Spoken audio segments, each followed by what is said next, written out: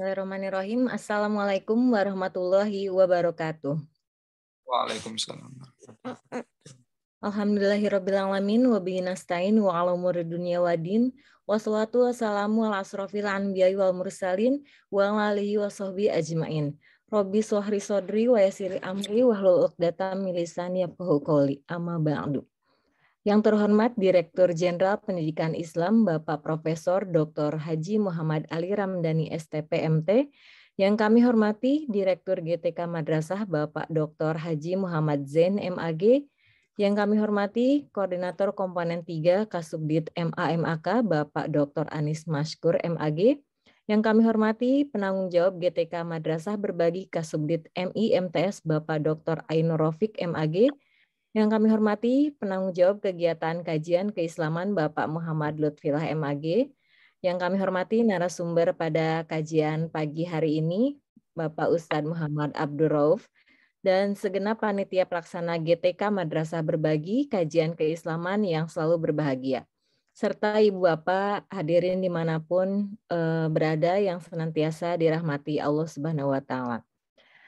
Puji syukur kita panjatkan kehadirat Allah Subhanahu wa Ta'ala yang memiliki sifat Ar-Rahman dan Ar-Rahim, dan dengan kasih sayangnya masih memberikan kita kesehatan jasmani dan rohani serta nikmat iman dan Islam, sehingga pada subuh kali ini kita masih tetap istiqomah berkumpul walaupun secara virtual dalam mencari ilmu di kegiatan kajian keislaman yang diselenggarakan oleh GTK Madrasah Berbagi. Salatu wassalam tidak lupa juga selalu tercurah kepada junjungan kita Nabi besar Muhammad SAW, kepada para keluarganya, kepada para sahabatnya, dan kepada para pengikutnya hingga akhir zaman. Semoga kita termasuk dalam golongan orang-orang yang mendapatkan syafaat beliau di hari akhir kelak. Amin ya rabbal alamin. Ibu Bapak yang dirahmati Allah, berjumpa lagi dengan kami pada hari ini, hari Selasa, tanggal 15 Februari 2022. Perkenalkan kembali, saya Arni Rizka Amanda dari MTSN 4 Bandung Barat, yang bertugas sebagai moderator pada pagi ini, dan saya ditemani oleh Bapak Muhammad Sarifudin dari MAN 1 Sleman, yang bertugas sebagai host. Dan untuk mengawali kegiatan hari ini seperti biasa, kita buka acara ini dengan bersama-sama membacakan Ummul Quran Al-Fatihah. Al-Fatihah. Bismillahirrahmanirrahim. Alhamdulillahirabbil alamin arrahmanirrahim maliki yaumiddin. Iyyaka na'budu wa iyyaka nasta'in ihdinas siratal mustaqim. Siratal ladzina an'amta 'alaihim ghairil maghdubi 'alaihim waladdallin. Amin. Semoga dengan dibacakannya Ummul Quran tadi, kegiatan kita ini berjalan dengan baik dan senantiasa dalam ridha Allah Subhanahu wa Ta'ala. Amin ya rabbal alamin. Baik Bapak hadirin yang berbahagia, hari ini telah bergabung bersama kita Ustadz Abdul Rauf. Assalamualaikum Pak Ustadz. Waalaikumsalam. Sehat ya Pak Ustadz ya? Alhamdulillah sehat Mbak. Bagaimana kabar Lampung? Zona apa sekarang di Lampung? Lagi lockdown, sekolah-sekolah Pak. Ya, hampir semuanya berarti rata ya. Kami pun sudah mulai PJJ kembali Pak Ustadz. Oke, seperti biasa sebelum kita menyimak paparan beliau, sedikit saya bacakan kurikulum vitae dari Bapak Ustadz Abdul Rauf. Nama Muhammad Abdul Rauf Hanifuddin MPD, tempat tanggal lahir Lamongan 12 Mei 1993. Wah, masih muda sekali ya Pak Ustadz kita kali ini. Pekerjaan guru MTS Matlaul Anwar Lanbau dan dosen STIT Tanggamus. Alamat Lanbau, Kecamatan Gisting, Kabupaten Tanggamus, Provinsi Lampung. Nomor kontak yang bisa dihubungi di 0857 5803 1337. Riwayat pendidikan formal SDN 1 Jubelor Sugio Lamongan, MTS Mambaus Solihin Suci Gresik. Gresik benar ya Pak ya? MA Mambus Solihin Suci Gresik, S1 UIN Maliki Malang, S2 UIN Raden Intan Lampung. Riwayat pendidikan non formal Pondok Pesantren Mambaus Solihin Gresik, Pondok Pesantren Langitan Tuban, Pondok Pesantren Sabilul Rosyad Malang. Pengalaman organisasi, beliau pernah masih menjabat sebagai Ketua Lembaga Kajian dan Pengembangan Sumber Daya Manusia PCNU Tanggamus dari 2019 hingga sekarang, Sekretaris Umum Pimpinan Cabang Gerakan Pemuda Ansor Kabupaten Tanggamus dari 2019 sampai sekarang, Pengurus Cabang PMI Kota Malang 2015 sampai 2016, Ketua Badan Eksekutif Mahasiswa UIN Maliki Malang 2014 sampai 2015, Ibnu MA Mambu Solihin 2010 sampai 2011. Adapun prestasi jabatan dan prestasi beliau adalah Wakil Ketua 3 Bidang Kemahasiswaan STIT Tanggamus, Penyuluh Agama Islam Terbaik se-Kabupaten Tanggamus, pemateri webinar moderasi beragama Kemenag Kabupaten Tanggamus, pemateri workshop Madrasah Digital Hari Santri PCNU Tanggamus. Luar biasa sekali untuk kurikulum vitae beliau. Baik, demikian kurikulum vitae beliau, dan hari ini kita akan sesuai dengan materi webinar yang di Kemenag Tanggamus ya Pak ya. Nah, kita akan membahas mengenai moderasi beragama. Nah, Ibu Bapak, bagaimana urgensi moderasi beragama bagi pendidik? Langsung saja kita menyimak paparan kajian keislaman pagi ini dari beliau kepada Ustadz Abdul Rauf. Kami persilahkan. Terima kasih kami sampaikan kepada moderator. Bismillahirrahmanirrahim. Innal hamdalillah nahmaduhu wa nasta'inuhu wa nastaghfiruh wa na'udzu billahi min syururi anfusina wa min sayyiati a'malina may yahdihillahu fala mudilla lahu wa may yudlilhu fala hadiyalah. Asyhadu an la ilaha illallah wa asyhadu anna Muhammadan abduhu wa rasuluhu wa man tabi'ata sunnatahu wa jama'atah min yaumina hada ila yaumin nahdo. Amma ba'd. Hadratul Muhtaramin yang kami hormati dan kami muliakan, wabil khusus yang terhormat Menteri Agama Republik Indonesia Haji Yakut Khalil Kaumas, Gus Yakut, Direktur GTK Madrasah Dr. Muhammad Zain MAG, penanggung jawab kajian keislaman Bapak Ustadz Muhammad Lutfillah MAG, serta para asatidah, keluarga besar GTK Madrasah yang mudah-mudahan senantiasa dirahmati dan diberkahi oleh Allah Subhanahu wa taala. Amin ya rabbal alamin. Alhamdulillahirabbil alamin, pada kesempatan yang berbahagia ini, pagi ini kita semuanya bisa bersama-sama dalam rangka di Majlisul Ilmi ya. Mudah-mudahan majelis ilmu yang secara virtual ini dapat istiqomah, dapat membawa manfaat, maslahah, dan memberkahi kepada kita semuanya. Amin ya rabbal alamin. Salat serta salam tak lupa kita junjung agungan pada baginda besar Rasulullah Muhammad Shallallahu Alaihi Wasallam. Mudah-mudahan kita semuanya yang hadir di majelis Zoomiyah, majelis virtual ini kelak termasuk golongan umat Nabi Muhammad yang mendapatkan syafaat beliau di yaumil qiyamah. Amin ya rabbal alamin. Mohon izin untuk bisa share materi Ustadz Syarif.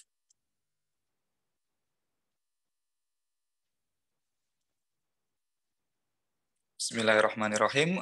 Jadi ini sesuai materi yang pernah saya paparkan di Kementerian Agama Kabupaten Tanggamus. Jadi tinggal saya permak saja, saya sesuaikan dengan konteksnya, karena konteksnya ini adalah GTK Madrasah, sehingga grand desainnya saya ubah menjadi urgensi moderasi beragama bagi pendidik. Nah, ini profil singkat saya, tadi sudah disampaikan oleh Ibu Moderator. Selanjutnya Pak Ustadz Syarif, istilah moderasi beragama. Ya, bismillahirrahmanirrahim. Istilah moderasi beragama ini menjadi ramai diperbincangkan, ya, bukan hanya di kalangan orang-orang yang mengerti tentang agama, para alim, tetapi juga diperbincangkan banyak kalangan, termasuk orang-orang awam juga yang di lingkungan di luar Kementerian Agama. Nomenklatur moderasi beragama ini sebenarnya muncul di permukaan di eranya Menak Lukman Hakim Saifuddin, Haji Lukman Hakim Saifuddin, dan menjadi perbincangan yang cukup hangat. Bahkan tidak sedikit yang memahami salah memahami dalam istilah moderasi beragama ini, sehingga terjadi kesalahpahaman, paham yang salah, dan ini berlanjut-lanjut sehingga perlu terus dikaji, terus diskusikan bersama, ya, sehingga nanti ketemu titik terangnya. Bahwasanya ini moderasi beragama dalam bahasa Arab, kata moderasi sendiri sebenarnya ya itu dikenal dengan kata wasat, ya, atau wasatiyah. Sepadan dengan kata tawassut yang memiliki makna di tengah-tengah. Ya, ini istilah dalam bahasa Arab, asal katanya. Jadi moderasi itu sama dengan wasat, ya, atau wasatiyah Islamiyah, ya. Islam yang di tengah-tengah, Islam yang moderat. Dalam bahasa Latin, moderasi adalah moderatio, yang bermakna kesedangan, yaitu tidak berlebihan, hulu, tidak kekurangan, atau juga bermakna penguasaan diri, bisa menahan diri. Nah, moderasi beragama sebagaimana dirumuskan oleh tim Kementerian Agama Republik Indonesia memiliki makna kemajmukan dan untuk mutlak diperlukan di berbagai kondisi bangsa Indonesia yang majmuk dengan cara pemberian pengajaran agama yang komprehensif, yang dapat mewakili setiap orang yang ada melalui ajaran yang luas dengan tidak meninggalkan teks, yakni Al-Quran dan hadis. Jadi keinginan dari tim moderasi beragama Kementerian Republik Indonesia ini ingin bagaimana pendidikan agama Islam yang diajarkan di lingkungan pendidikan, ya, dalam konteks ini adalah madrasah, ya, itu bisa menjadi oase, menjadi problem solving atas tantangan-tantangan zaman yang ada, problematika tantangan zaman, sehingga tanpa menanggalkan daripada teks itu sendiri. Kita bisa mengikuti perkembangan zaman, ya, Al-Qur'an, al-Islamu ya'lu wa la yu'la alaih, ya, Islam selalu tidak bisa diungguli, dia selalu terdepan, dan juga salihun likuli zaman wa makan, bisa mengikuti perkembangan zaman dan tempat, tidak kaku, bisa luas, tetapi juga tidak menanggalkan daripada teks itu sendiri, nas, yakni Al-Quran dan hadis. Nah, ini yang diharapkan oleh tim Kementerian Agama. Selanjutnya, Pak Syarif. Nah, setiap kita ngaji moderasi beragama, para asatid, para ulama seringkali menyatir, ya, mengutip, ya, ini salah satu ayat dalam Quran surat Al-Baqarah ayat 143. Ini slide-nya belum berganti, mohon izin. Next, Ustaz Syarif. Bismillahirrahmanirrahim. Wa kadzalika ja'alnakum ummatan wasatan litakunu syuhada'a 'alan nas wa yakuna rasulu 'alaikum syahidan. Ya. Dan demikian pula kami telah menjadikan kamu umat Islam, ya, umat pertengahan, agar kamu menjadi saksi atas perbuatan manusia dan agar Rasul Muhammad menjadi saksi atas perbuatan kamu. Nah, di dalam ayat ini, ya, di dalam ayat ini terdapat 3 poin, 3 kalimat yang harus kita garis bawahi, ya. Satu, kalimat pertama yakni ummatan, ya. Ummatan, kata ummatan di sini menjadi objek pembicaraan ayat tersebut, merepresentasikan bahwa agama Islam sudah moderat, ya. Tetapi belum tentu dengan umatnya. Nah, ini yang sering digarisbawahi. Yang perlu dimoderasi bukan agamanya. Jadi agama Islam sudah moderat, tetapi umatnya, cara pandang beragamanya, pemahaman keagamaannya, ini yang perlu dimoderasi. Tetapi belum tentu pemeluk umat, yakni pemeluk agama Islam, jangan sampai umat ini bertentangan dengan nilai-nilai agama. Nah, ini yang perlu kita pahami bersama, bahwasanya kadangkala belum tentu juga umat Islam itu selaras sefaham dengan ajaran, dengan nilai-nilai yang ada dalam agama Islam, dalam praktek kesehariannya. Nah, ini juga jadi mengantisipasi itu semuanya, oleh karenanya moderasi ini menjadi penting untuk terus disampaikan kepada masyarakat umat Islam yang awam, terutama dalam konteks ini adalah seorang pendidik, ya. Jadi sangat penting bagi pendidik itu memahami pola pandang dan cara pikir moderasi beragama ini, sehingga dalam pengajaran pendidikan agama Islam juga bisa nantinya mencetak generasi-generasi yang moderat dalam memandang segala sesuatu problematika di tengah masyarakat, keumatan maupun kebangsaan. Nah, ini yang pertama. Jadi umatan, ya, yang harus diperhatikan adalah umatnya sebagai objek ini. Ya. Allah menggunakan istilah umat. Yang kedua, ja'alnakum, ya. Bagadzalika ja'alnakum ummatan wasaton. Ja'alnakum. Kenapa Allah memilih lafaz ja'alnakum, ya, tidak memilih lafaz khalaqah, ya. Ini dua nomenklatur, dua istilah yang memiliki perbedaan makna. Ja'alnakum ini dari kata ja'ala, ya. Bukan kholako. Kalau kholako itu lebih ke ya kun fayakun. Idza arada wa syai'an ayaqula lahu kun fayakun. Ya, maka sekejap akan ada. Tapi di sini ja'ala, ya, menjadikan, ya, bukan menciptakan. Poinnya adalah kenapa kok ja'ala? Berarti harus diaktualisasikan, harus diikhtiarkan oleh umat Islam, diupayakan untuk mewujudkan moderasi beragama. Harus ada effort. Ya, kalau istilah orang-orang kampus itu harus ada upaya untuk mewujudkan moderasi beragama ini. Ya, jadi tidak datang dengan sendirinya. Ya, tidak atas kuasa Allah dijadikan moderasi. Memang ini keberagaman ini dikehendaki oleh Allah, sunnatullah. Ya, oleh karenanya moderasi beragama ini harus diupayakan. Hal ini menjadi penting untuk terus dikaji, didiskusikan, dan diupayakan secara kolektif dan masif.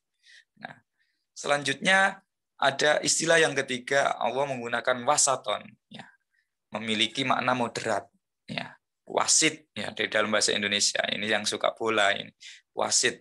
Wasit itu ya harus berani tegas mengusir kepada pemain sepak bola yang berlaku curang, berlaku tidak adil. Nah, ini di kartu merah diusir. Nah, itu dia tidak timpang kanan, dia tidak timpang kiri, tidak membela salah satu tim, ya. Jadi tidak hulu juga, hulu berlebihan, ya. Karena Allah tidak menyukai hal-hal yang sifatnya berlebihan. Innallaha la yuhibbul musyrifin.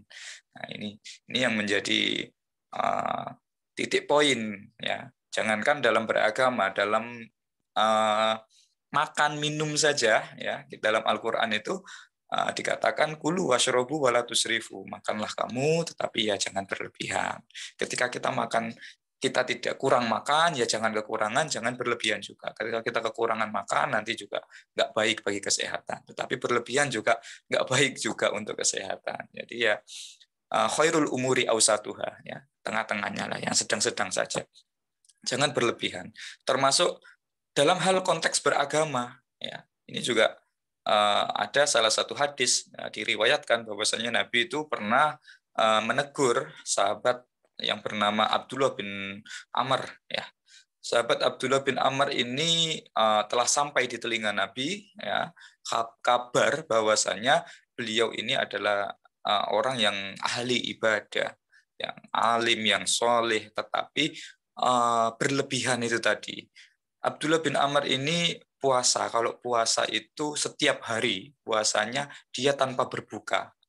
Nah, ini yang pertama. Yang kedua, dia selalu qiyamul lail, ya, sholat malam, mendirikan qiyamul lail, tetapi tidak pernah tidur. Nah, ini oleh Nabi dipanggil, didudukkan, dijelaskan oleh Nabi. Wahai sahabat Abdullah bin Amr, kalau pengen puasa ya jangan jangan setiap hari, ya. Kalau bisa 1 bulan itu 3 kali disertai dengan puasa sunnah, disertai dengan Ramadan. Enggak ya Nabi, saya kuat, kata Abdullah bin Amr. Ya udah, kalau kuat Senin Kemis 1 minggu 2 kali, ya, disertai dengan puasa wajib, puasa bulan Ramadan. Kata Abdullah bin Amr, enggak ya Nabi, saya kuat, kata Abdullah bin Amr. Ya udah, kalau seperti itu kamu puasa Daud. Misalnya Nabi Daud 1 hari puasa, 1 hari tidak. Itu pun harus disertai dengan buka, ya, buka puasa. Nah, ini kalau malam juga Nabi itu memperingatkan, ya, ibadah itu juga baik, tetapi ya menjaga kesehatan diri itu juga tidak kalah baiknya. Kalau kita sakit, nantinya kita tidak bisa menjalankan ibadah. Ya, jadi jangan berlebihan. Nah, hal ini ternyata tidak didengarkan dengan baik oleh Abdullah bin Amr karena dia merasa kuat untuk menjalankan ubudiyah, ya, sehingga terus dilakukan bertahun-tahun. Di masa tuanya beliau menyesal. Ya, andai kata saya pada waktu mudah mendengarkan nasihat Nabi Muhammad, mendengarkan nasihat Rasulullah, ya niscaya pada saat tua saya tidak pesakitan, ya badannya kurus kering kerontang, pesakitan, sudah banyak sering sakit-sakitan lah, mengidap banyak penyakit lah. Ini salah satu hikmah yang bisa kita ambil bahwasanya ya apa namanya harus tahu porsinya masing-masing, ya harus tahu apa namanya kalau Rasul itu sahrul layali melean itu apa namanya untuk qiyamul lail itu juga enggak tidur ya Rasul ya tidur ya.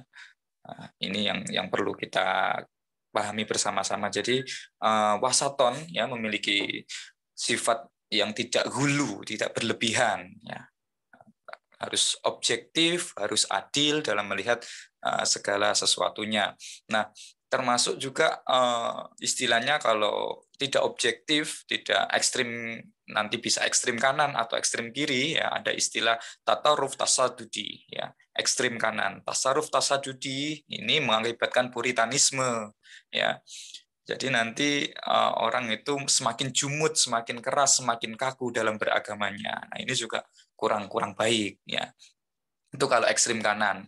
Nah, sebaliknya nanti kalau dia ada istilah tataruf tasyahuli ya. Jadi ekstrim kiri, orang yang tataruf tasyahuli ini ya dari kata sahlun ya, tasahuli, menggampangkan dia akan menggampangkan persoalan-persoalan agama. Memang agama ini mudah ya. Inna dina sahlun ya, tetapi jangan disepelekan, jangan digampangkan ya. Nanti jadinya kalau ekstrim kanan dia akan menjadi puritanisme, kalau ekstrim kiri dia akan menjadi liberalisme ya. Nah, semaunya sendiri ya. Mentafsiri Al-Qur'an menggunakan teori-teori penafsiran barat ya, ini kan menaruh hal sesuatu yang tidak pada tempatnya ya. Nah, ini yang tidak diinginkan ya. Sehingga yang diinginkan adalah ya wasaton ini tadi, di tengah-tengah ini tadi ya. Nah, next jadi moderasi beragama adalah cara pandang, sikap, dan praktek beragama dalam kehidupan bersama dengan cara mengejawantahkan esensi ajaran agama yang melindungi martabat kemanusiaan dan membangun kemaslahatan berlandaskan prinsip yang adil, berimbang, dan menaati konstitusi sebagai kesepakatan berbangsa. Ya, harus balance ya, kita sebagai umat Muslim dan kita balance sebagai warga negara Republik Indonesia, tahu hak dan kewajiban. Jadi jangan dibentur-benturkan ya. Agama dan negara jangan dibentur-benturkan. Sebenarnya agama dan negara ibarat dua mata uang yang tidak bisa dipisahkan. Itu kata Hadratus Syekh Kiai Haji Hasyim Asy'ari, ya founding fathers Nahdlatul Ulama. Ya. Nah, peran guru sekarang kita breakdown ya. Tadi moderasi beragama kita tarik ke konteksnya hari ini adalah guru ya. Karena ini GTK madrasah ya, peran guru agama dalam menanamkan moderasi beragama. Nah,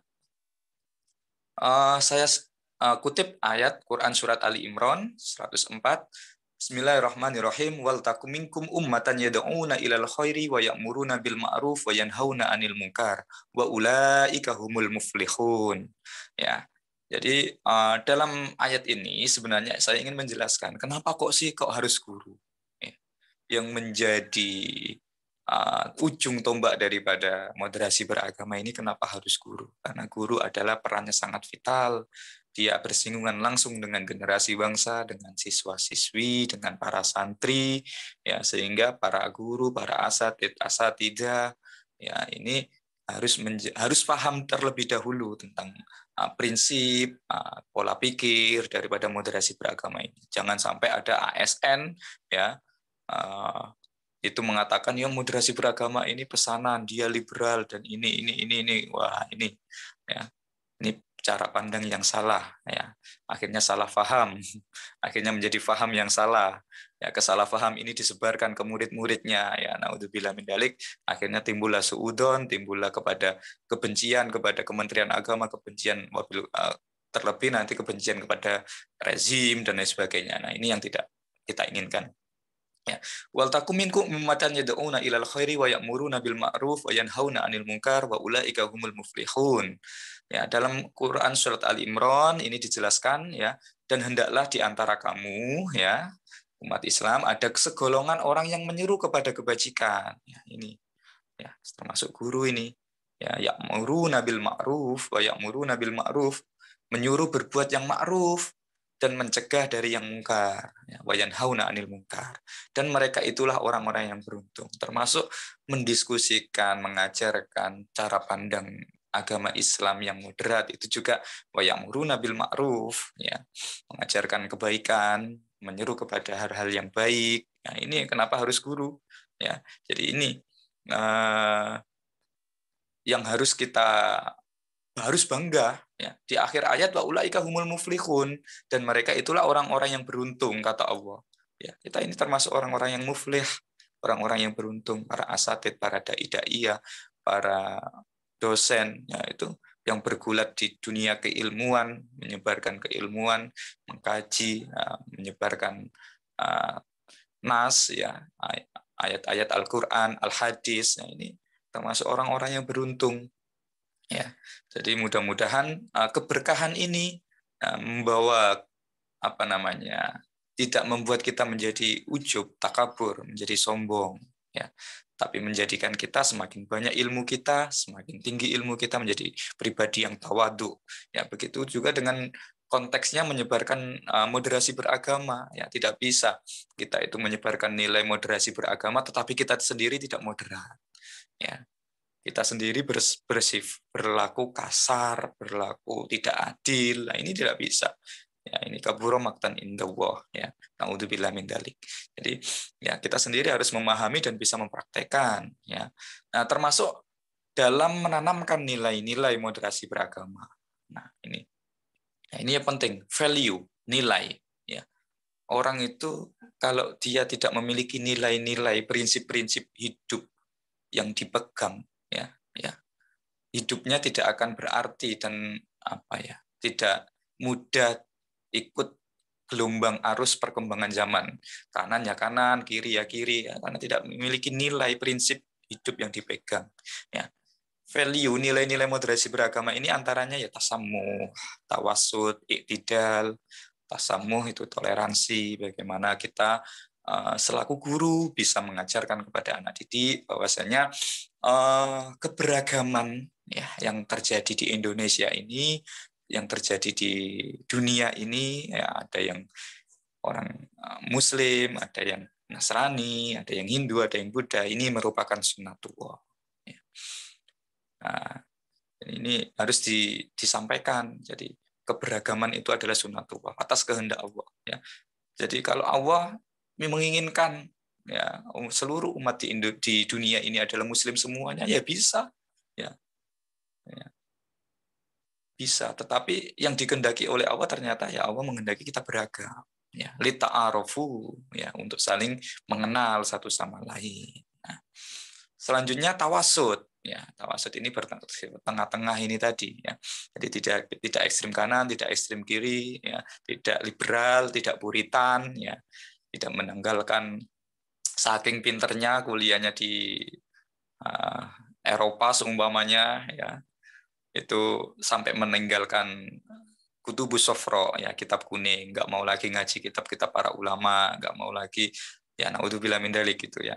Makanya dulu ketika saya mondok itu kiai saya Syekhona Abdullah Fakih Langitan Al-Mafurlah itu mengatakan nggak apa-apa kuliah kamu ke Eropa sana, ya, tetapi jangan sampai menanggalkan tradisi keislaman, ya, ngaji, menanggalkan tradisi para salafuna sholihin, ya, mengaji kitab-kitab klasik, ya, kitab-kitab kuning yang dibelajarkan di pesantren itu jangan sampai ditinggalkan, wabil khusus Al-Qur'an dan hadis, ya, karena tahu teori-teori barat yang daki-daki itu, ya terus menanggalkan ajaran-ajaran yang diajarkan di Islam. Nah, ini yang nggak boleh, ya, harus tawasud, ya, kita harus objektif, ya, sesuai dengan disiplin keilmuannya. Kalau kita ngaji, bolehlah kita ngaji psikologi, sosiologi, ya, pakai teori-teori barat, ya, tapi ya banyak juga kok ulama-ulama yang Muslim semuanya. Ibnu Khaldun, ya,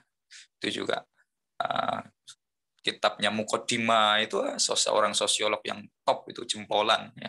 Tetapi seringkali kita, ya, terpesona dengan ya itu tadi kemajuan dan stigma yang dibangun oleh Barat, ya, sehingga mereka lebih superior, ya, kajian di Timur, ya, ulama-ulama Timur ini terlihat inferior, ya, kita harus bangga itu, ya, kita harus ngaji kembali, ya, ngaji filsafat ya Ibnu Rus, ya, Al-Ghazali tasawuf, ya, kita harus kembalikan itu ke relnya, ya, kalau kita mengaku umat Islam, ya, sarjanawan Muslim, ya, akademisi Muslim, mencintai Islamic Studies, ya kita kenalkan itu ke anak-anak didik kita, ya jangan menjadi orang yang terlalu ekstrim kanan, ya tataruf tasadudi maupun tataruf tasahuli, ya ekstrim kiri, ya menjadi puritan terlalu kaku, ya dikit-dikit bid'ah, ya takfiri, apalagi mengkafir-kafirkan, mudah mengkafirkan. Nah ini fenomena-fenomena seperti itu sebenarnya apa ya yang terjadi hari ini, semangat agama yang tinggi, ya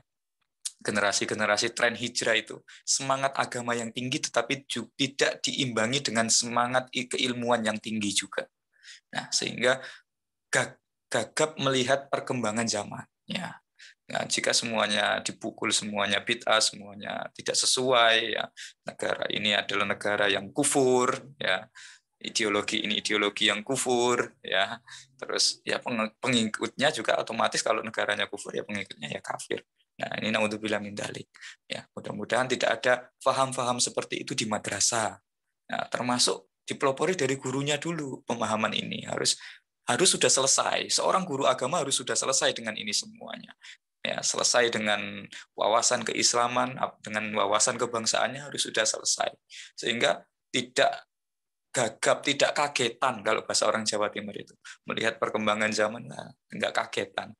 Melihat terombang-ambing, melihat membaca teori-teori Ikhwanul Muslimin semuanya, atau membaca teori-teori Barat, ya Karl Marx, ya yang tidak menjadi komunis, membaca teori-teori Ikhwanul Muslimin juga lantas tidak ingin mendirikan negara Islam. Kita tidak terombang-ambing, kita harus punya prinsip. Nah ini penting. Ya.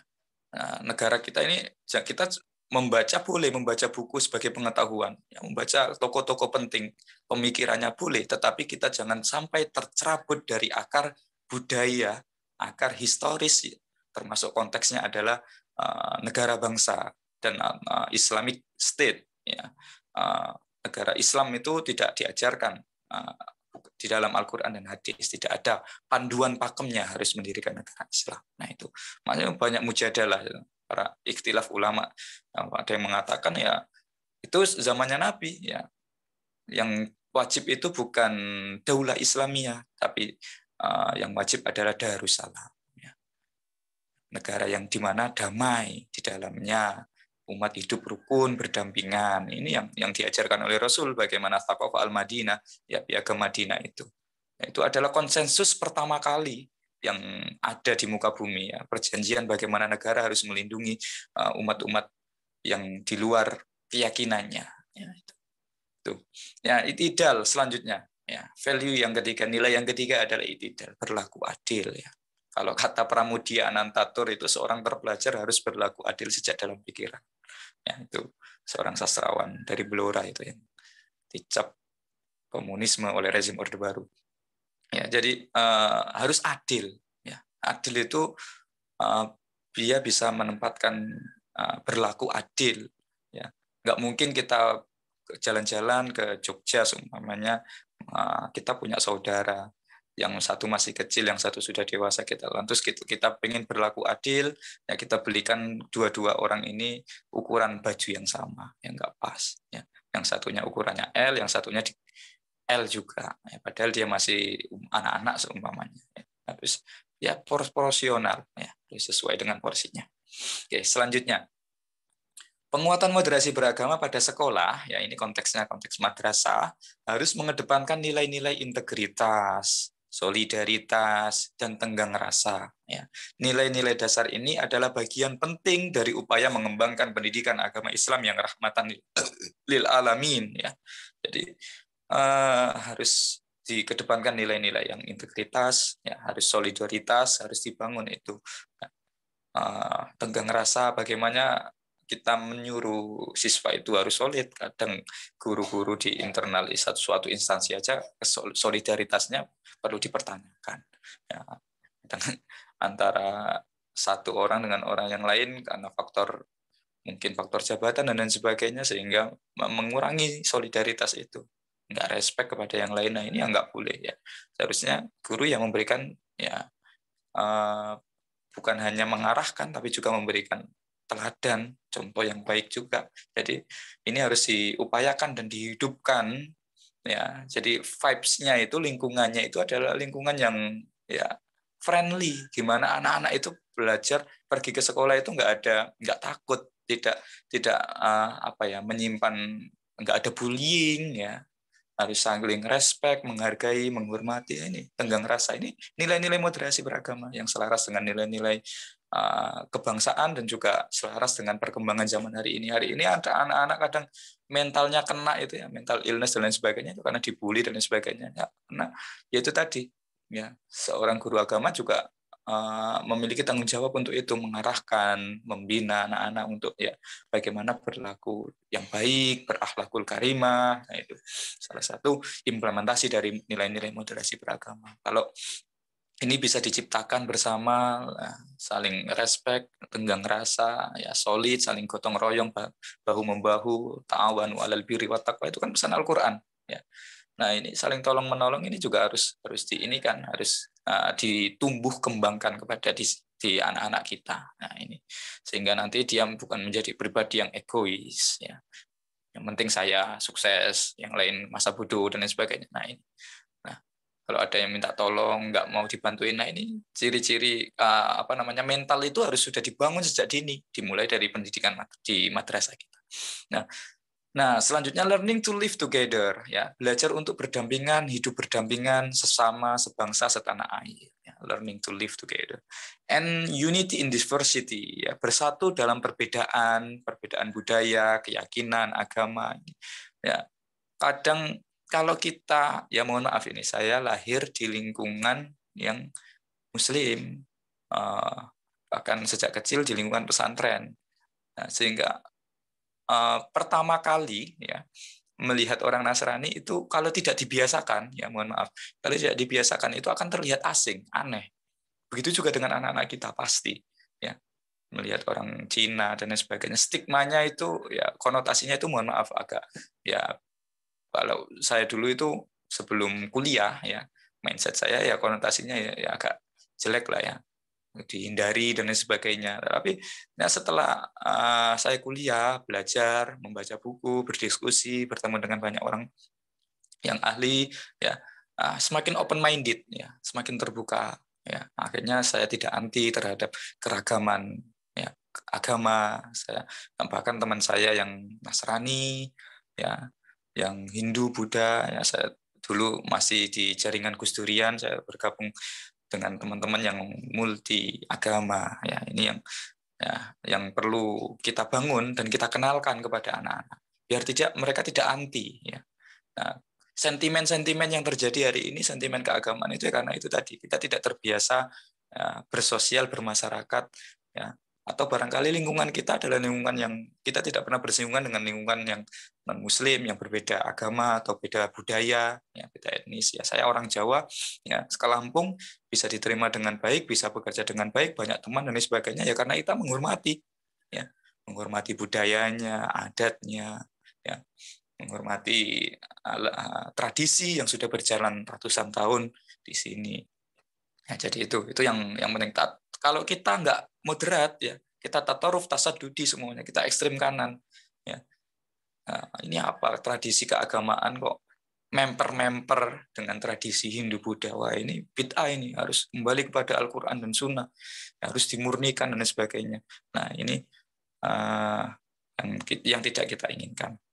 Oke, meminjam istilah Profesor Mukti Ali, agree in disagreement, ya, setuju dalam ketidaksetujuan karena sesungguhnya bangsa Indonesia merupakan bangsa yang bersatu, ya. Kita harus setuju, sepakat untuk tidak sepakat. Sepakat dalam perbedaan. Kita berbeda, kita sepakat bahwasanya saya dan Anda beda. Akum dinukum waliyadin, lana a'maluna walakum a'malukum. Ya. Selanjutnya, tapi juga harus saling menghormati. Implementasi moderasi beragama dalam proses belajar mengajar. Nah, ini kita breakdown lagi setelah tadi moderasi beragama, secara umum, kita breakdown urgensi gurunya, lingkungan madrasahnya, sekarang cara mengajarnya. Ya, implementasi moderasi beragama dalam proses belajar mengajar dapat diterapkan dalam metode pembelajaran sebagai berikut. Yang pertama, metode diskusi.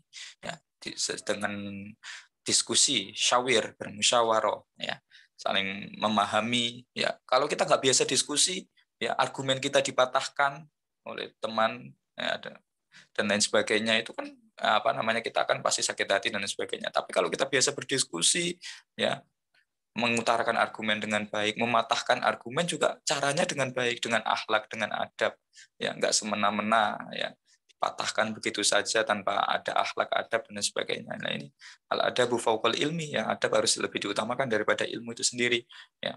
Jadi harus ada etikanya, etika berdiskusi dan lain sebagainya. Nah, yang kedua, kerja kelompok, ya, ini untuk ta'awanu 'alal birri wa taqwa itu tadi. Yang ketiga adalah saling bahu membahu. Yang ketiga adalah metode studi tour. Ya, ini yang saya maksud tadi.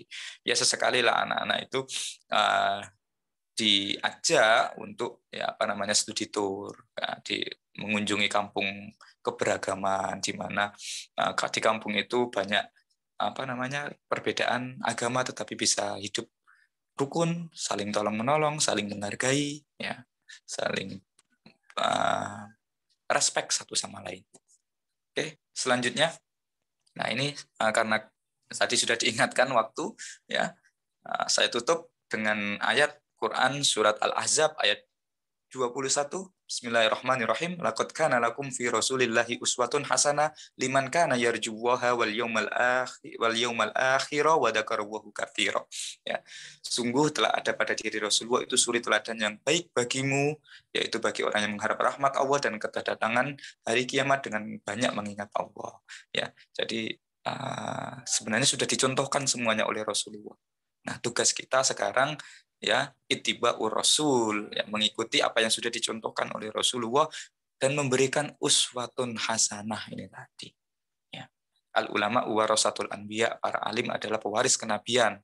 Jadi para alim harus bisa memberikan teladan yang baik, memberikan contoh yang baik. Ya, nah, saya senang sekali ada kata kalimat dari pesan dari Gusmus, ya, Kiai Haji Mustafa Bisri yang sangat bagus. Yang masih saya ingat sampai sekarang, semua orang bisa memberikan nasihat, tetapi tidak semua orang bisa memberikan teladan. Nah, ini. Nah, guru, ya, jangan hanya bisa menasihati, tapi juga memberikan teladan yang baik, memberikan contoh yang baik. Nah, ini. Ketika pandemi, ya, pembelajaran daring, ya, ada platform seperti Ruang Guru dan lain sebagainya. Banyak sekali kemudahan-kemudahan yang didapatkan oleh siswa kita untuk mengakses informasi dan ilmu, tetapi tidak bisa menggantikan peran guru itu sendiri. Apa peran yang tidak bisa digantikan oleh platform-platform digital seperti Ruang Guru dan sebagainya? Yakni uswatun hasanah, memberikan teladan yang baik, memberikan contoh yang baik, akhlak yang baik yang bisa dilihat, ditiru langsung oleh siswanya. Oke, mungkin itu yang bisa saya sampaikan. Sekian, terima kasih.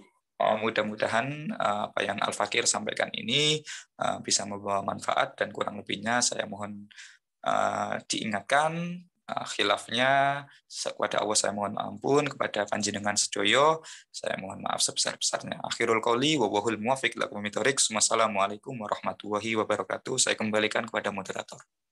Waalaikumsalam warahmatullahi wabarakatuh. Terima kasih Pak Ustadz, penjelasan yang rinci, detail, dan ringan sekali, ya. Menurut saya mudah dipahami bagi orang-orang awam. Cuma mungkin Pak Ustadz banyak hal, terutama di kalangan saya juga, ya. Kadang moderasi beragama itu sering diartikan kayak disamakan gitu.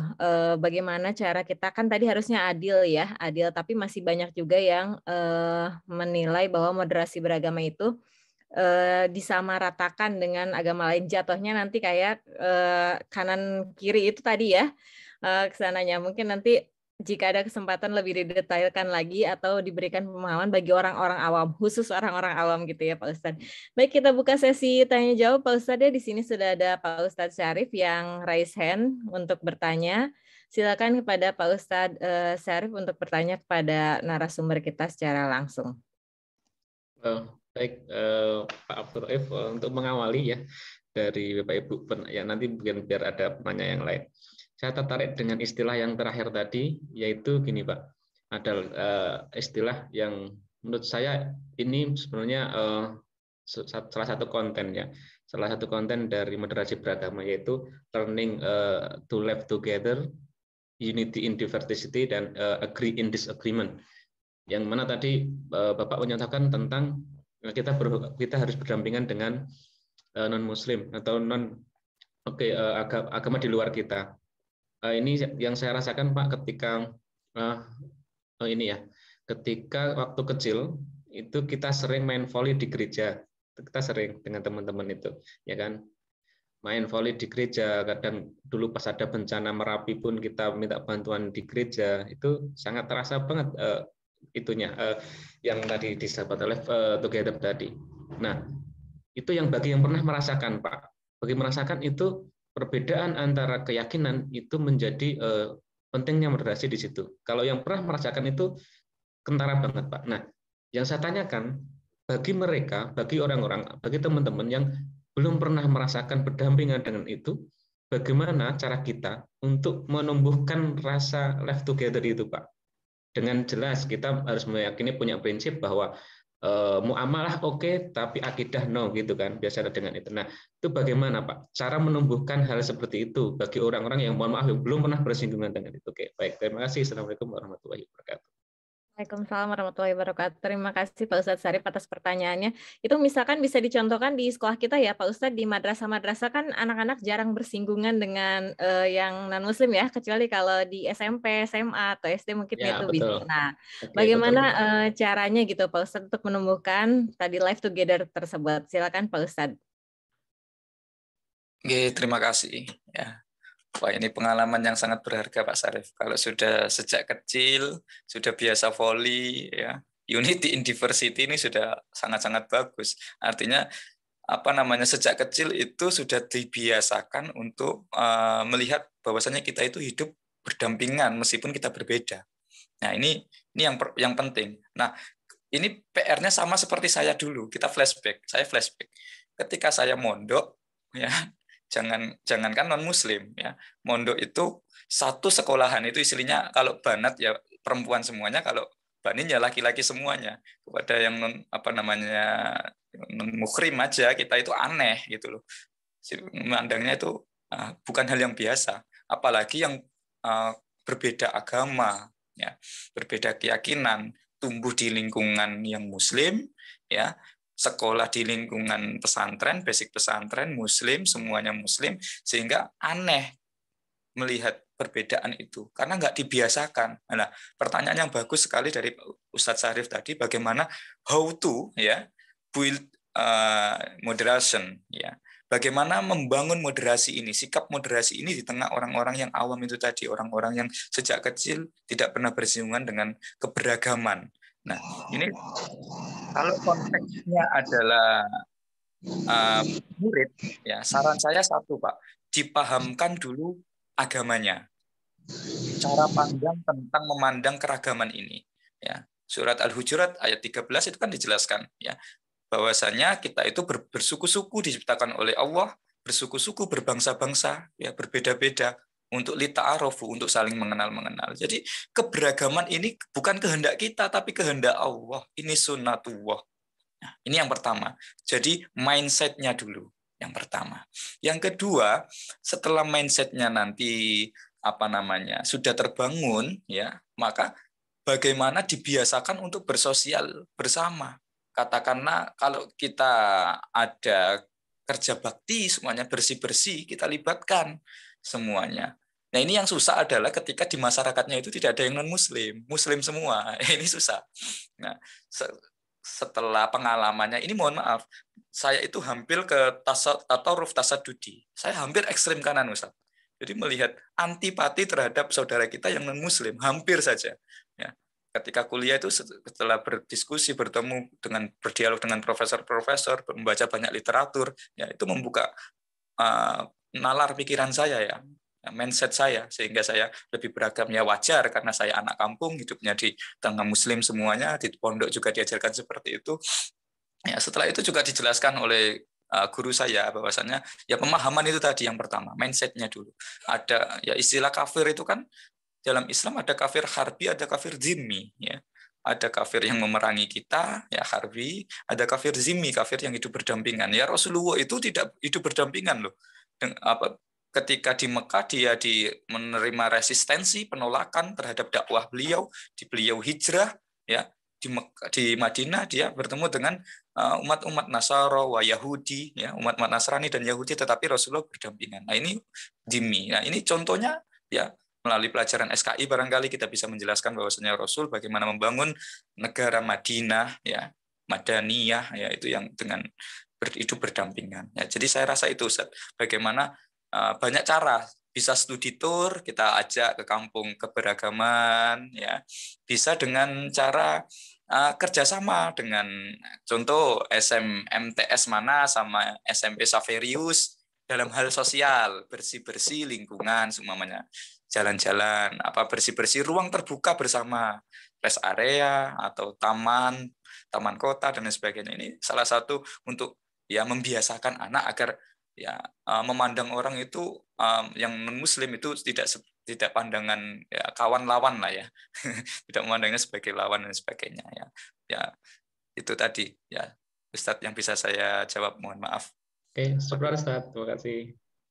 Cukup jelas ya Pak Ustadz Syarif atas penjelasannya, pemaparannya. Oke, Ya, sekarang ya. ini masih ada 2 orang yang raise hand lagi dan 1 orang bertanya di kolom chat, Pak Ustadz. Kita berikan kesempatan dulu kepada Bapak Bapak Ustadz Komara Toha dari Ciamis. Silakan Pak Komara. Assalamualaikum warahmatullahi wabarakatuh. Waalaikumsalam warahmatullahi wabarakatuh. Terima kasih Ibu Moderator. Yang kami hormati, saya hormati Pak Ustadz. Suaranya terputus-putus Pak Kosmara ya? Pak. Iya, betul. Semua ya, berarti saya kira tempat saya doang tadi. Pak Kosmara, suara agak terputus-putus Pak. Bisa diulang Pak? Kayaknya pakai mic ya Bapak. Boleh dilepas dulu nggak itu sambungan mic-nya Pak?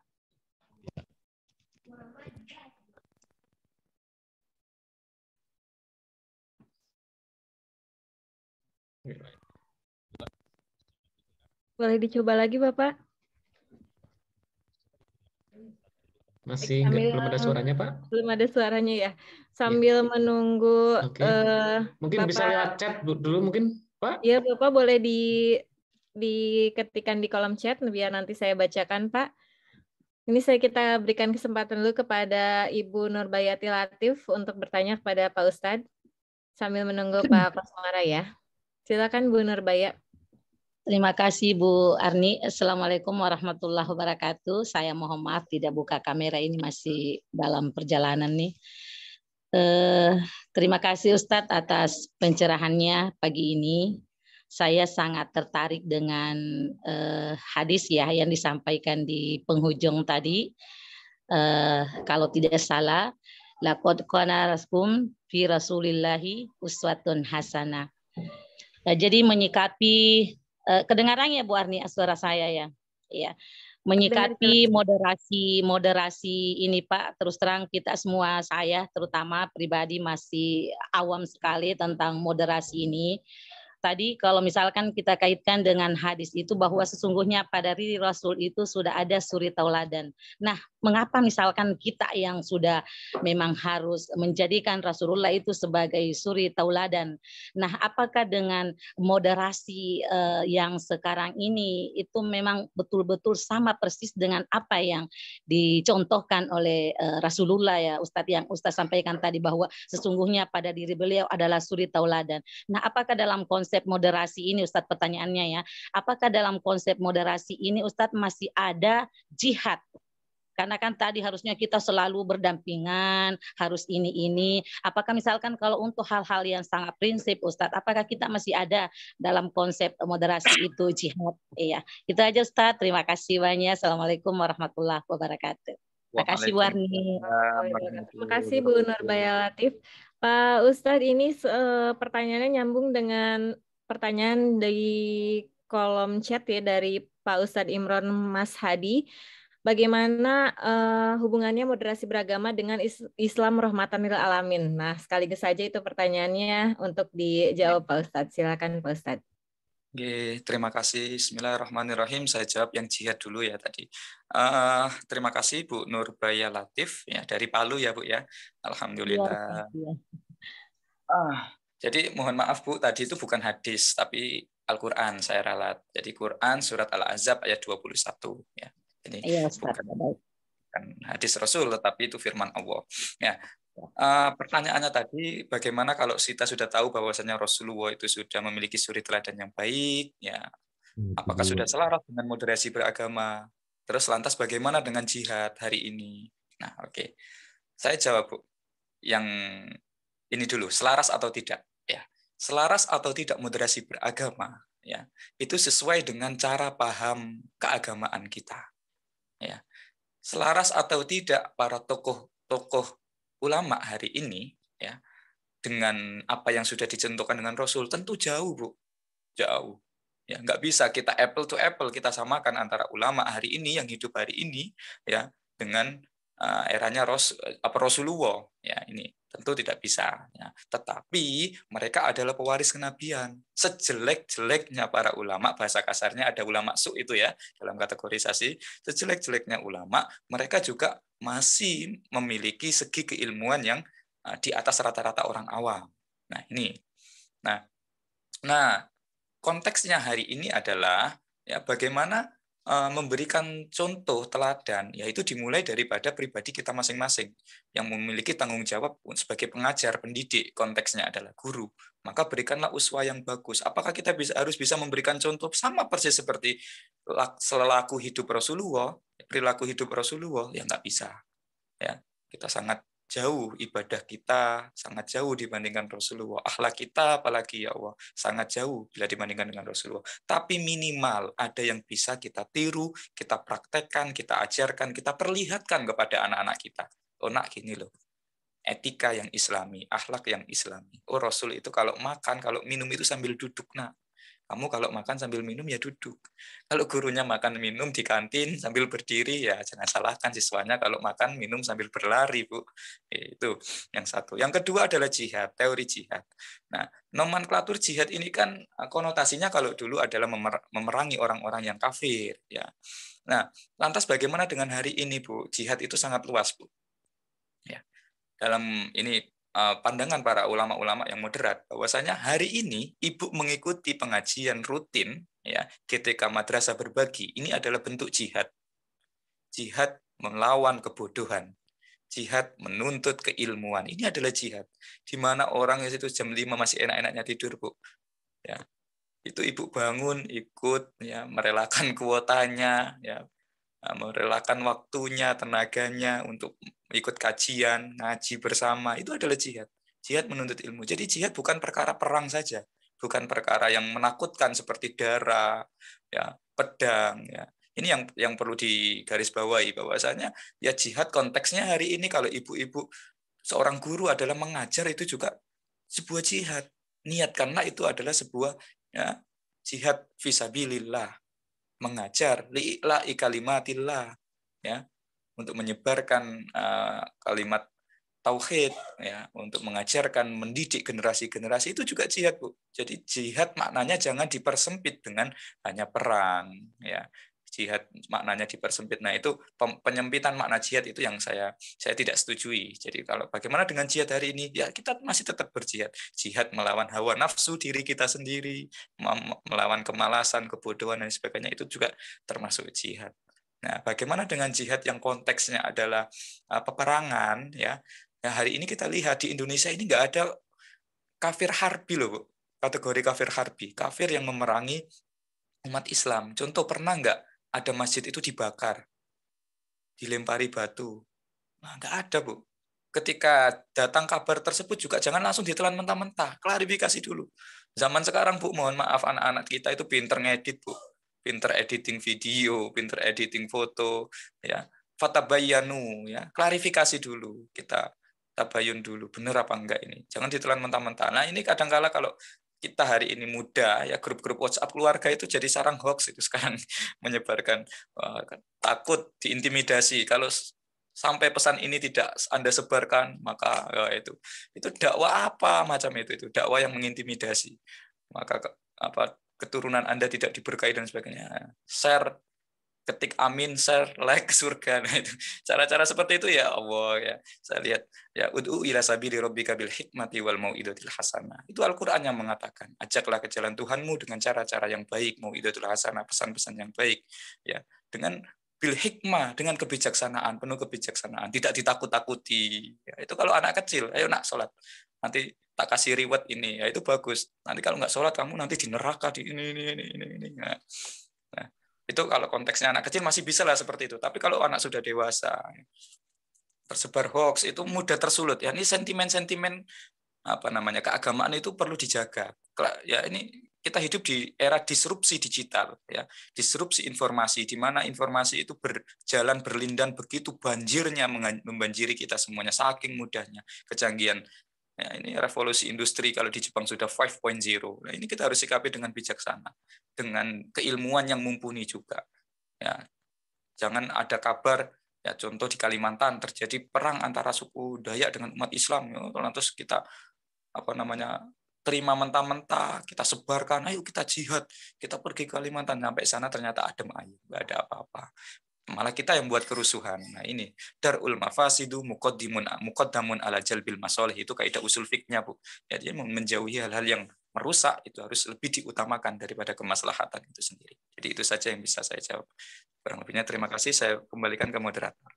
Baik Pak Ustadz, penjelasan yang cukup ringan ya Bu Nurbayati, bisa kita terima dengan mudah. Pak Ustadz, ini karena kita dibatasi oleh waktu ya Pak Ustadz, ini tadi Pak Kosmara sudah raise hand tapi tidak bersuara. Saya bacakan saja dua pertanyaan terakhir, mohon dijawab secara langsung sekaligus disampaikan dengan closing statement-nya Pak Ustadz. Ini dari kolom chat, Pak Kosmara Toha dari Ciamis, katanya apa batasannya bahwa suatu pemahaman dan pengalaman keagamaan dinilai berlebihan Pak Ustadz. Dan juga di sini berhubungan dengan pertanyaan dari Pak Agus, dalam membangun moderasi beragama seringkali muncul masalah ketika ada suatu agama tertentu menyambut hari agama tertentu. Problem muncul dan semakin crowded ketika mendapatkan penjelasan boleh mengucapkan selamat dan yang satunya melarang keras. Nah, bagaimana mensikapinya hal ini? Mohon dijawab secara singkat Pak Ustadz ya, karena kita mengingat waktu dan juga sekaligus closing statement-nya Pak Ustadz. Silahkan. Terima kasih, saya jawab yang Pak Kosmara dulu. Batasan pola pikir dan sikap kita dalam moderasi beragama. Kapan kita dibatasi? Sampai mana batasan kita itu biar tidak gulu ya, jadi biar tidak berlebihan itu tadi. Satu adalah ketika kita mengetahui perbedaan. Ketika kita sudah beda, di dalam Islam sendiri ada orang NU, ada orang Muhammadiyah, ada orang Salafi, ada orang ya mohon maaf ya berbeda-beda, ada Persis, ada ya banyak lah di dalam. Yang amaliyah ibadahnya itu tentu beragam. Nah, ini yang perlu kita, di dalam Islam saja sudah beragam sebenarnya. Nah, bagaimana kita tahu batasan kita? Ketika kita tahu itu berbeda, kita yakini amaliyah kita adalah amaliyah yang baik, amaliyah yang menurut para ulama, para salafun sholihin ada nasnya, ada dalilnya, ini adalah hal yang baik, maka tak perlu kita menghujat amaliyah orang lain di luar kita yang kita rasa itu tidak sahih seumpamanya. Nggak perlu dihujat, nggak perlu disalahkan. Ini saya ambilkan contoh, orang NU itu paling sabar. Ya, orang tahlilan, ziarah kubur, sholawatan, manakipan, itu dituduh bid'ah. Ya, ziarah kubur dituduh musyrik, padahal ada dalilnya semuanya. Kalau mau dijelaskan ada dalilnya semuanya. Tetapi apakah orang NU pernah marah, pernah meng-counter attack, ya, pernah menyerang balik mereka yang menuduh itu? Tidak pernah. Ya, ini adalah batasan moderasi. Kita tahu kita berbeda, tapi kita harus juga menghormati perbedaan kita. Ini yang intern sesama agama saja sudah seperti itu. Apalagi yang beda agama maksud saya. Ya, harus saling menghormati, dan ya ini yang saya rasa jangan berlebihan, ya. Jangan hulu itu tadi, ya. Memahami agama juga tidak boleh tasawuf tasadudi, ya.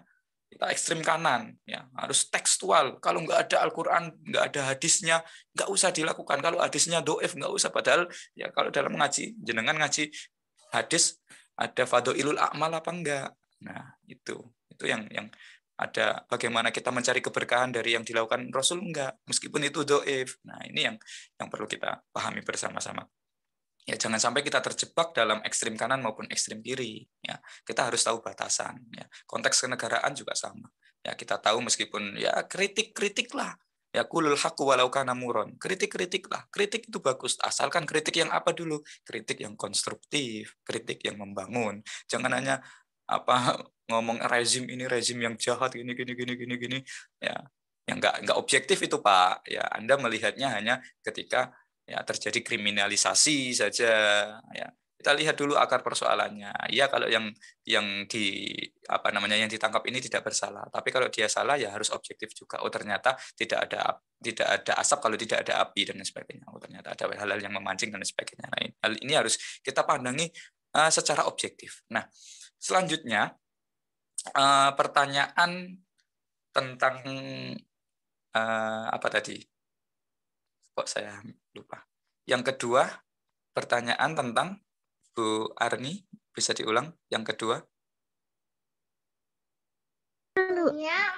Ini tentang mengucapkan selamat kepada yang beda agama itu, Pak Ustadz. Ya, bagaimana cara kita mensikapinya? Yang satu melarang keras, yang satunya membolehkan seperti itu. Begitu, Pak Ustadz. Oke. Al-ikhtilafu ulama rahmatun. Ya, ikhtilaf di antara para ulama adalah rahmat. Ini kalau yang berselisih adalah ulama. Tapi kalau al-ikhtilafu fil awami musibatun. Perbedaan pendapat, silang pendapat di antara orang yang awam, nggak ngerti dasar ilmunya, ya ini adalah musibah. Ya, kita harus bisa membedakan. Ya, larangan selamat Natal, melarang ucapan selamat Natal. Kajian ini boleh dicek di dalam Kutubus Sofro, kitab-kitab klasik. Itu sudah terjadi di ulama-ulama kita puluhan tahun yang lalu, bahkan ratusan tahun yang lalu. Ini seharusnya sudah clear, sudah selesai. Ya, Imam Syafi'i, bagaimana indah Imam Syafi'i, bagaimana indah Imam Hanafi, bagaimana indah Imam Maliki, itu sudah jelas. Ya, tergantung ininya masing-masing. Nah, tetapi hal ini kan yang menjadi aneh kan selalu diangkat-angkat oleh orang awam yang menghendaki keramaian, yang membuat crowded. Nah, ini yang perlu dipahami ya, yang bikin crowded. Gus Yakut seumpamanya, ya selaku Kementerian Agama, ya Menteri Agama mengucapkan selamat Natal, ya boleh. Ya, di dalam Imam Syafi'i boleh kok mengucapkan itu apabila dia itu adalah tokoh masyarakat. Ya, ya Gus Yakut ini Menteri Agama, dia di dalamnya menaungi bukan hanya agama Islam saja kok. Statement itu dikeluarkan, kita harus tahu standing position-nya. Gus Yakut berbicara sebagai apa? Nah, ini yang perlu kita pahami bersama. Oh, dia sebagai Kementerian Agama, Presiden, ya sangat harus itu untuk menjaga kerukunan bersama. Jangan ketika Idul Fitri saja Presiden hanya mengeluarkan selamat Idul Fitri, ya ketika Imlek atau Natal tidak mengucapkannya hal yang serupa kepada umat yang berbeda. Nah, ini akan timbul sentimen-sentimen, akan timbul kecemburuan sosial di tengah masyarakat kita. Yaitu tadi, kaidah usulnya darul mafasid muqaddamun ala jalbil masoleh. Ada dalilnya. Ya, jadi jangan sedikit-sedikit, wah ini ulama ini, kiai ini mengucapkan selamat Natal, berarti dia sudah, wah liberal ini, wah nggak boleh ini. Ya, belum tentu yang diucapkan itu yaitu tadi, sama dengan yang di hatinya. Ya, apakah dia ikut Natalan? Ya enggak. Ya, sama terjadi ketika dulu Bu, era Presiden Gus Dur. Itu ramai bom bunuh diri. Ramai bom bunuh diri terjadi di gereja-gereja. Gus Dur memerintahkan Banser, Barisan Ansor Serbaguna untuk menjaga gereja. Itu banyak disalahpahami, digoreng sana sini dan sebagainya. Ya, kata Gus Dur, yang dijaga oleh Banser bukanlah gerejanya, tapi yang dijaga oleh Banser adalah umat minoritas, keutuhan NKRI. Karena apa? Mafsadatnya akan lebih besar jika yang mayoritas tidak melindungi yang minoritas. Sudah seyogianya yang mayoritas harus melindungi yang minoritas. Ini yang pertama. Yang kedua, jika dibiarkan, ya Banser, kenapa yang diperintah kok Banser kok enggak TNI Polri? TNI Polri tetap pasti harus turun karena itu wewenangnya. Kenapa kok harus Banser bagian daripada Islam? Kenapa? Ingin mencitrakan bahwasanya Islam itu bukanlah agama teroris. Ingin menggambarkan bahwasanya Islam itu juga menjaga keselamatan bersama. Ini, nah, orang kan nggak mikir segitunya. Jika orang tahu, oh itu yang ngebom orang apa? Orang Islam, KTP-nya, timbul sentimen anti terhadap Muslim, timbul stigma bahwasanya Muslim adalah teroris. Orang kan nggak membaca sebegitunya. Banser kan juga nggak masuk gereja, toh, nggak ikut perayaan nyanyi-nyanyi, toh. dia hanya menjaga di luar gereja. Yang dijaga adalah keamanannya. Bahkan ada sahabat Rianto itu, sahabat Banser di Mojokerto, yang meninggal menyelamatkan bom di gereja Mojokerto itu. Ya, dikenang sampai sekarang, sampai dijadikan jalan. Gerejanya diberi nama gereja, biasanya kan Santo Pius, ya, Antonius siapa itu ya. Ya, itu menjadi gereja Rianto. Baru satu-satunya gereja mungkin di dunia menjadi gereja nama orang Jawa jadi nama sebuah gereja. Gereja Rianto. Baju bansernya yang ini itu dimonumenkan, diabadikan di di dalam gereja. Itu bukti terima kasih. Oke, closing statement karena sudah diingatkan waktu. Terima kasih. Closing statement, terima kasih banyak kepada GTK Madrasah. Mudah-mudahan program yang baik ini, program yang positif ini bisa istiqomah, bisa terus kita lakukan bersama, membawa kemaslahatan, kebaikan kepada kita semuanya, keberkahan kepada kita semuanya. Karena tentu ini majlisul ilmi, majelis ilmu yang dirahmati oleh Allah. Yang kedua, dalam hal moderasi beragama, penting, sangat penting seorang guru harus memahami moderasi beragama ini. Jangan sampai seorang guru salah paham terhadap moderasi beragama. Nantinya dari salah paham, nanti timbullah paham yang salah. Kesalahpahaman ini diulang-ulang diajarkan menjadi hal yang fitnah. Ya, menjadi fitnah kepada Kementerian Agama, menjadi fitnah kepada pemerintah. Nah, sudah seharusnya sebagai seorang ASN, ya, pahami duduk persoalannya dulu. Jangan terbawa-bawa hasil lihat YouTube ini ada Ustadz A mengatakan bahwasanya moderasi beragama adalah pesanan dari Eropa dan lain sebagainya, ini liberal dan lain sebagainya. Jangan. Ini sesuai dengan kaidah agama. Al-Qur'annya ada, dalilnya ada, kisah nabinya ada, sunnahnya ada. Artinya ini sudah selaras dengan spirit Islam itu sendiri. Nah, setelah kita memahami moderasi beragama ini dengan baik, yang kedua, mari kita ajak siswa-siswi kita didik, kita contohkan mereka untuk bisa berlaku adil, berlaku menghormati, menghargai sesama perbedaan yang ada. Ya, unity in diversity. Ya. Hidup rukun berdampingan di keragaman itu sendiri. Nah, oleh karenanya itu semuanya, saya mengajak diri saya pribadi dan para guru madrasah semuanya, ayo kita saring fastabiqul khairat, berlomba-lomba dalam kebaikan, kita memberikan uswah hasanah, kita menciptakan lingkungan yang moderat, ya, lingkungan yang anti bullying, lingkungan yang saling respect terhadap satu teman dengan yang lain, baik itu teman kerja maupun siswa-siswi kita. Nah, lingkungan yang positif akan menimbulkan pikiran yang positif akan menimbulkan tindakan yang positif. Ini yang penting. Nah, ini yang perlu kita pahami bersama-sama. Mudah-mudahan pertemuan kita hari ini menjadi pertemuan yang barokah, dirahmati dan diberkahi oleh Allah Subhanahu wa taala. Itu saja yang bisa saya sampaikan. Akhirul qouli wa wahul muwaffiq ila aqwamit thoriq. Wassalamualaikum warahmatullahi wabarakatuh. Matur sembah nuwun semuanya. Waalaikumsalam warahmatullahi wabarakatuh. Hadirin yang dirahmati Allah, tadi ya mungkin masih banyak pertanyaan dan penasaran kita mengenai moderasi beragama pada materi pagi ini. Namun tadi kita sudah ada pada pengunjung acara dan sudah sedikit overtime ya Pak Ustadz. Terima kasih sekali lagi kepada Pak Ustadz Abdul Rauf yang sudah berbagi pada kajian pagi ini dengan materi yang luar biasa dan pemaparannya yang runut. Terima kasih juga pada para hadirin yang selalu setia mengikuti kajian keislaman pagi ini. Dan jangan lupa tetap mengikuti kajian ini yang selalu terselenggara setiap hari Senin sampai Sabtu mulai pukul 5.15 hingga waktu 6.15 waktu Indonesia Barat. Saya Niriska Amanda dari MTSN 4 Bandung Barat selaku moderator pada pagi ini dan Bapak Muhammad Syarifuddin dari MAN 1 Sleman yang bertugas sebagai host pagi ini undur diri dan mohon maaf apabila terdapat kesalahan dan kekurangannya. Semoga ilmu yang kita dapatkan hari ini bermanfaat dan menjadi amal kebaikan bagi kita semua, terutama dalam mengambil sikap moderasi beragama tadi. Mari kita tutup acara ini dengan bersama-sama mengucapkan hamdalah dan doa akhir majelis. Alhamdulillahirrahmanirrahim. Subhanakallahumma wa bihamdika asyhadu an la ilaha illa anta astaghfiruka wa atubu ilaik. Mewakili seluruh tim kajian keislaman hari ini, kami undur diri. Selamat beraktivitas. Jangan lupa tetap mematuhi protokol kesehatan, jaga kesehatan. Ibu Bapak semoga sehat selalu dan bahagia. Akhirul kalam, wabillahi taufiq wal hidayah. Wassalamualaikum warahmatullahi wabarakatuh. Waalaikumsalam. Waalaikumsalam warahmatullahi wabarakatuh. Terima kasih Bu Arni Rimaska. Terima kasih Pak Abdul Rauf. atas kajiannya pagi ini. Baik Bapak Ibu semuanya, Pak Nasin sudah di Man 1 Ngawi, sudah di ruang guru. Baik Bapak Ibu semuanya yang mau berlanjutkan ke madrasah monggo, karena kita juga sekarang ada yang PJJ juga karena kasusnya naik lagi. Mari kita tutup kajian kali ini dengan sama-sama end meeting Bapak Ibu. Hitung 3 mundur ya Bapak Ibu. 3, 2, 1.